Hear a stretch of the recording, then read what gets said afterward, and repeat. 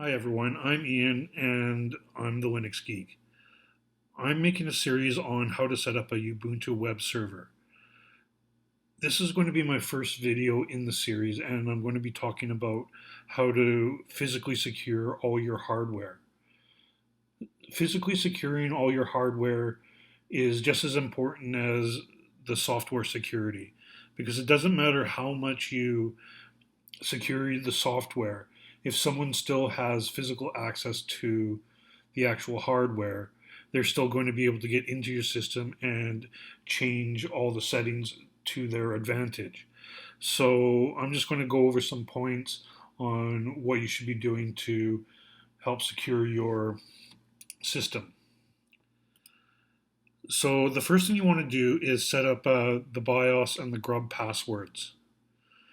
What this will do is it's going to prevent unauthorized users who have physical access to your system from actually rebooting the system and changing the BIOS settings and the Grub loader to be able to gain access to your system.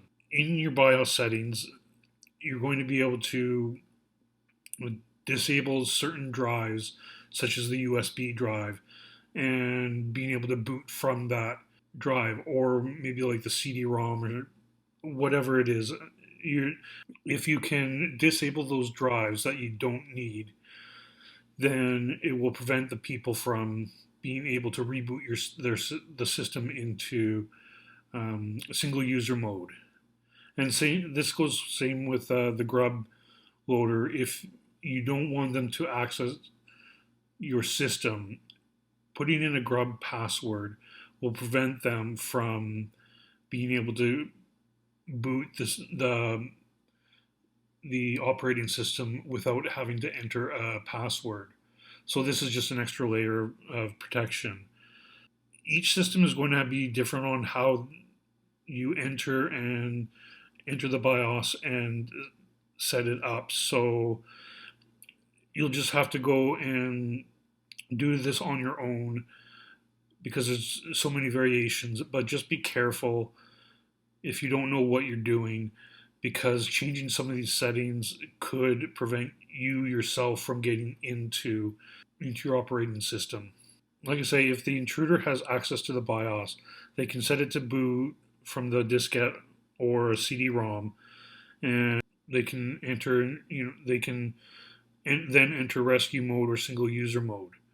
So if you are able to set up a BIOS password, this is just another layer of security. I know that it may be a software issue, but it's also a hardware issue. Attackers can boot the system into the single user mode, and they're automatically logged in as root without being prompted for the root password, which this is could be very dangerous, because if they don't have to enter a password for root, they're going to have all the privileges of root and without having a password. So this is going to make it very easy for them to have access to everything on your system. Another thing that you're going to want to do is disable the Control-Alt-Delete. With many computers, if you press the key combination of Control-Alt-Delete, this will automatically make your system go into the reboot process, which, if this reboots the system, then they will be able to somehow manage get into single user mode and have root access. So on most Linux distributions, to disable it, you want to type in sudo systemctl mask control alt delete .target and then sudo systemctl daemon reload. This will prevent people from being able to reboot your computer. Okay, and one thing that you're going to want to do is you're going to want to have your own dedicated server room. Going to be a room where you're going to be able to put all your hardware, such as the server computer, your routers, and everything that's going to be connected to running your own private network. You should put in as much as you can in this room. Have a good door that has a good locking system on it. This just may be including a locking door for most people in their homes. If you're in a small office, you may want to have your own room and lock the doors somewhere away from prying eyes, so to speak. You can combine this with keypads, scanners, or other secondary locks. This is just like a two-way factor authentication system on most computers that are available today. It's the same idea. If you have to go through two different security systems to get into the computer room, this just adds that extra layer of security. And if you're running a business or where you might have multiple employees, should create some kind of policies about how the doors are to be locked all the time when it's unoccupied, and set out policies on who's going to have access to the room, because the server room is going to be the heart of your physical network. And when someone has physical access to the servers, the switches, and all the other different hardware for your private network, they can do quite a lot of damage. Going back to being able to reboot the system, you don't want to give them the access, even if you have put all this stuff in a locked room. Another thing that you may want to consider is using surveillance. Locking the door to the server room is the good first step, but still, someone could break into the door by picking the locks or bypassing the locking system for the room, and or someone who has access to the room by keys or by using keypads, whatever. If they have access to the room, someone still could possibly misuse their authority. So you just want to have a way to know who goes in and out of the room and when they're going in and out.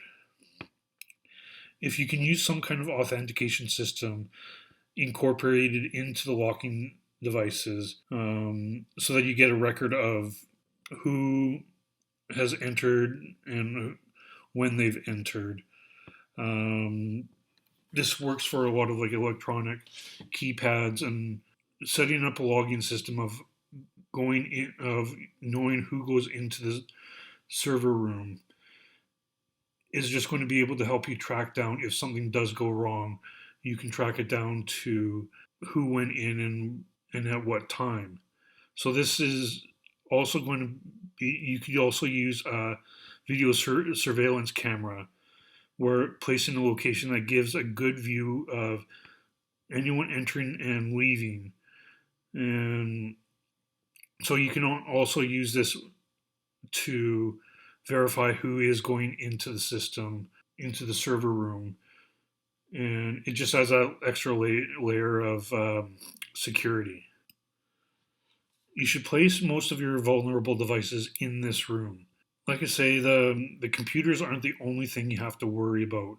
If people get access to your routers or your modems or switches or any of the other networking hardware, they could still somehow access your system. Securing your routers and modems, I'm going to cover a little bit on the software side about securing your Wi-Fi and your router. So I'm going to cover about allowing access and who has access to your private network. So, but this is I'm talking about like physically securing your routers and switches so they can't physically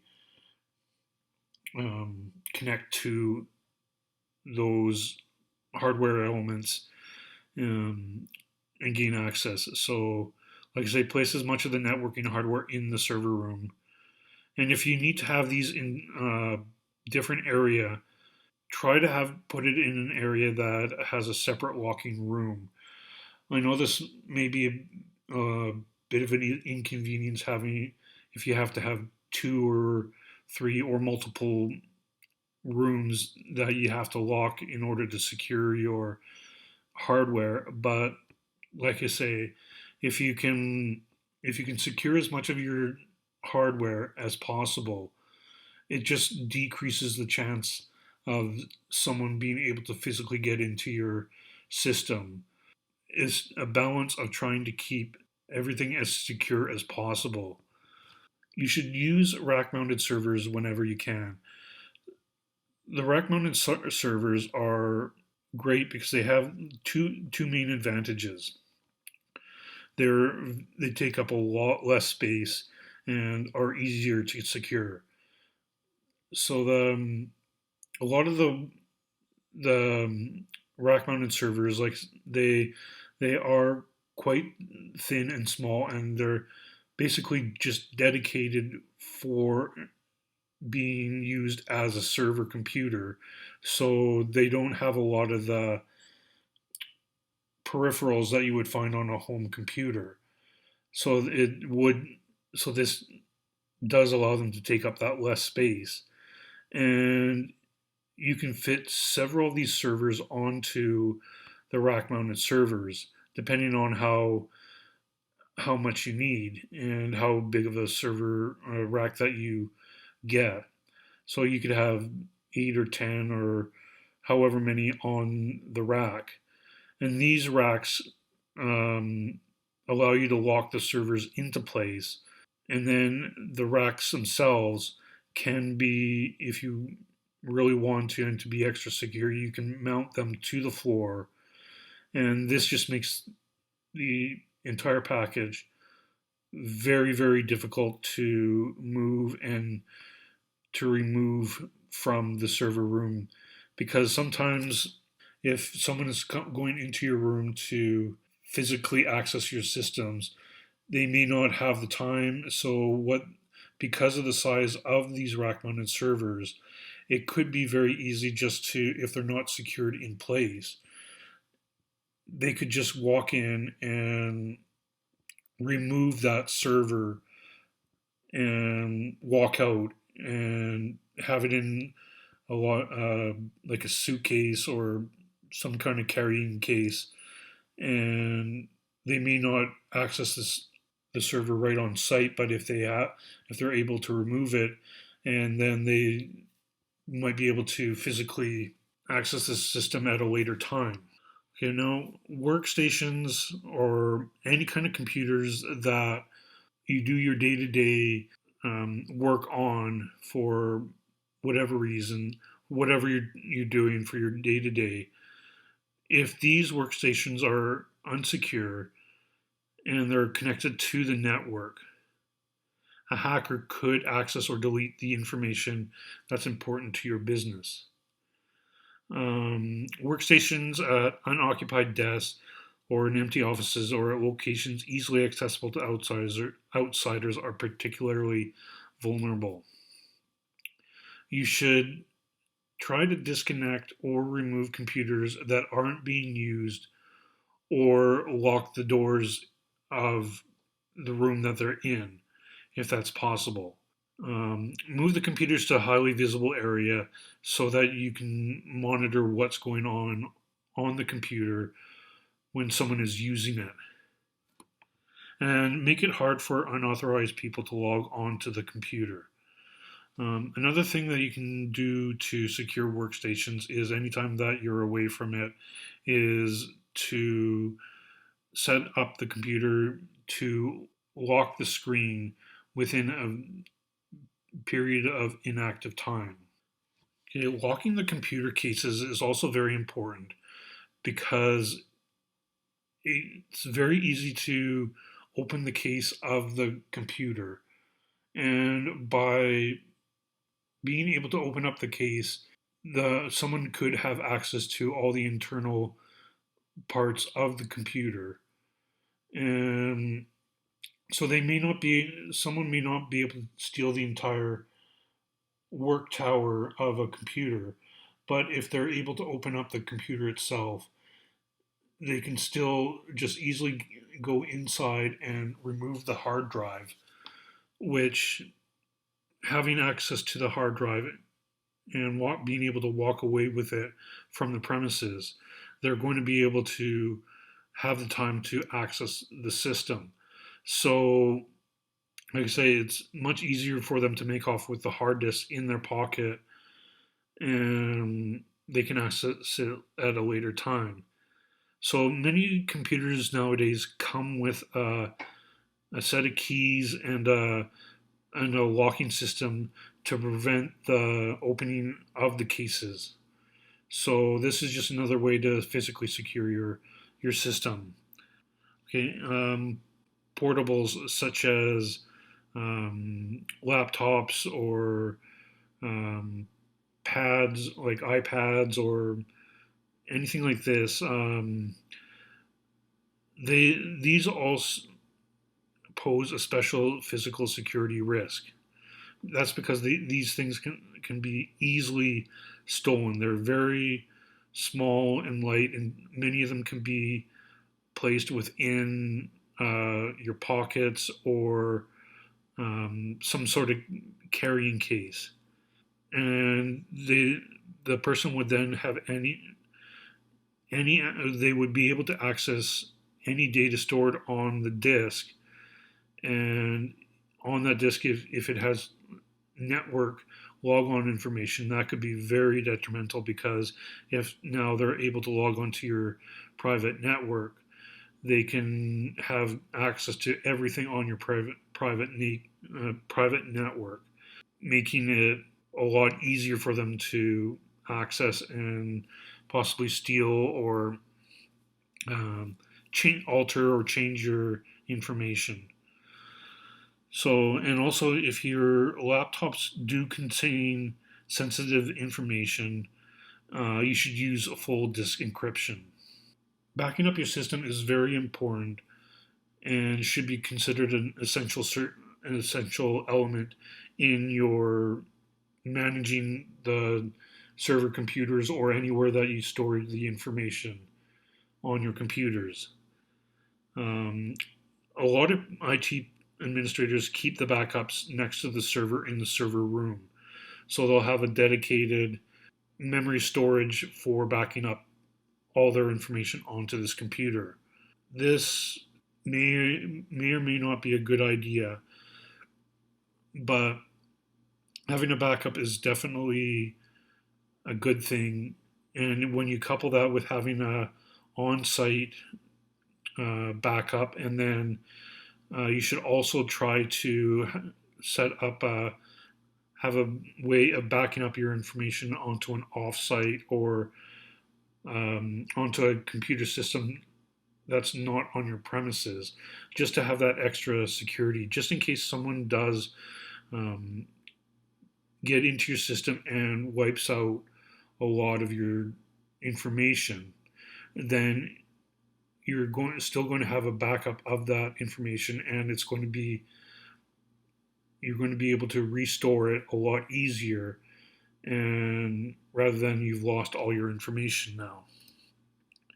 Okay, disabling drives. This is um, very similar to disabling the drives in the BIOS and being able to boot from those drives. But this can also disabling the drives when the system is running.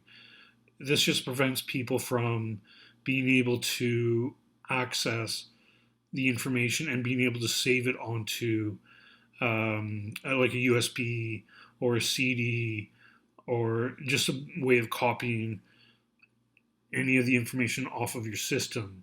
So by disabling this, you're just reducing the chances of them stealing information. Okay, printers are not often thought of as being a security risk, but a lot of today's printers, the they document the contents in their own onboard memories. So if you've been printing off some documents, sometimes the printers will store what is printed off in its own memory. So if someone knows how to access that, then they're going to have access to sensitive information. And then, like I said, they might be able to make copies of recently printed documents. So you should locate the printers in secure locations and somehow bolt them down, or possibly bolt them down if possible, or just have them in a secure place where they're going to have limited access to those printers if you're printing off a lot of sensitive information. Any extra copies or copies of stuff that didn't print perfectly should be shredded before being discarded. Creating a policy of shredding any of these unwanted printed documents, even those that don't create confidential information. If you create these policies, it's just going to help secure the information, and you're making it harder for people to have access to sensitive information if you're printing them off. So in conclusion, use as many points of that I've gone over in this video to help secure your physical devices.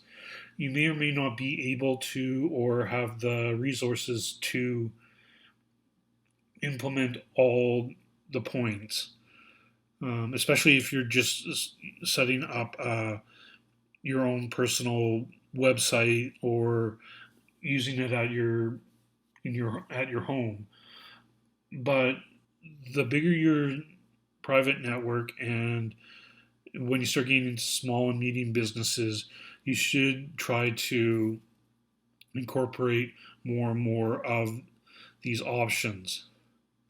And like I said before, if securing the operating system and software doesn't matter if someone can gain physical access to the devices. And you're not going to be able to prevent every case, but by following as many of the points as possible will make it much more difficult for someone to steal the sensitive information that you may have. So I hope this video was useful for you. If you want to learn more about setting up a server, I'm going to be getting into setting up the software in the next few videos. So please subscribe and continue along watching the videos, and let me know if this works for you or if there's anything you would like me to change, or as you go through the videos, if there's anything you would like me to cover that I'm not covering, please let me know. So hope to see you in the next video.